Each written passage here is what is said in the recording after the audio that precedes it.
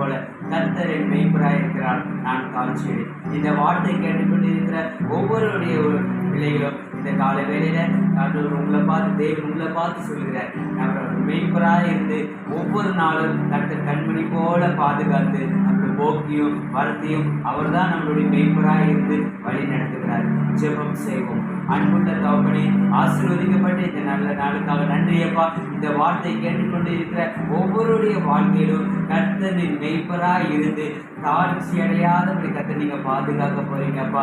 இந்த வார்த்தை கேட்க ஒவ்வொருடைய வாழ்க்கையிலும் போக்கியும் வரத்தையும் கர்த்தர் நீங்க மெய்ப்பராய் இருந்து வழி நடத்த போறதுக்காக நன்றியப்பா. மிக முற்றிலுமா தாழ்த்தியப்படுகிறோம்.